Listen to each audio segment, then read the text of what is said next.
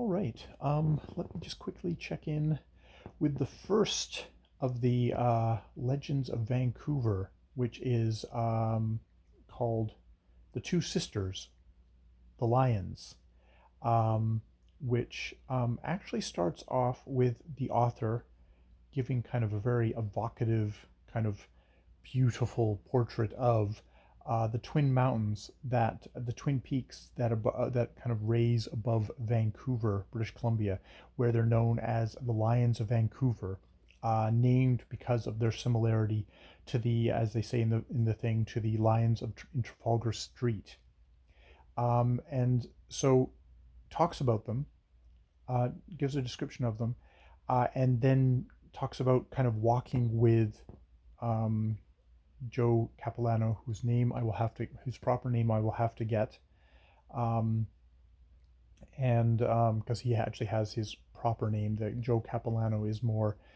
Capilano is the region, and Joe is just what he was called.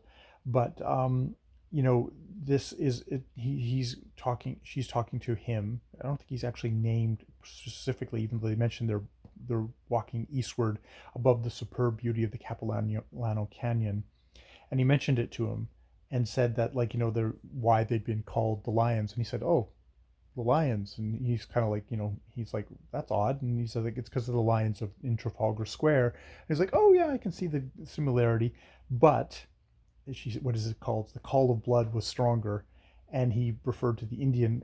She's gonna use the word Indian throughout this thing of referring to Native people. Indian was the common word at the time, um, and that they were called the sisters, the two sisters, and then tells the story of the two sisters that thousands of years ago was being married. There was a war tribe at the same. There was a tribe. They were at war at the same time, but the two sisters asked for them to be invited to the wedding, and that sealed a peace between them. At which point, the great the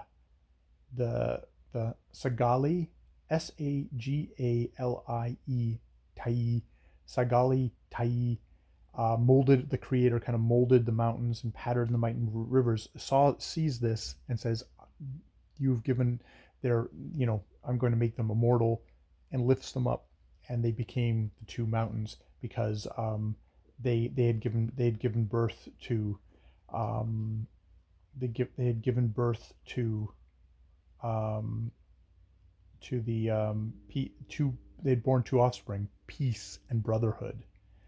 um, and it does use phrases like, "Oh, we can't, he's since gone on to a happy hunting ground," which I think we would take as kind of like uh, kind of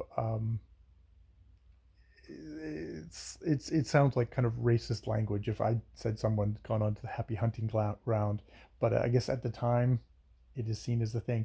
It is interesting that, having done my research on Joe Capilano, is that the reason why Pauline Johnson met him in London is that he was there with the delegation pressing for pressing for pressing for land treaty rights. That they hadn't extinguished the thing, and that this was kind of a part of the start of one of the starts of another level of kind of resistance, and that he had come back and broken with the church because the priests hadn't supported him in making this petition.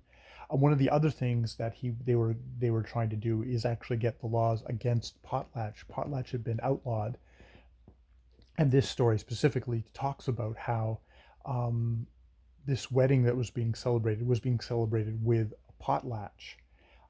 So it's interesting that there's things like he's there in the story, reminds of, "Oh, this time that you went to the king," not mentioning why I went to the king, and then within the story, talking about that this was a celebration of a potlatch a long time ago, and they created peace and brotherhood, kind of giving you the idea of the importance of something like the potlatch in the community. So I can already see that Pauline Johnson, while there's definitely, like, this is geared toward a white audience, this is published in, I think it's the province. I'll have to go and click it back, but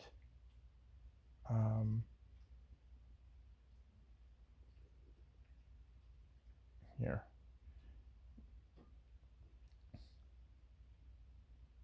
These were,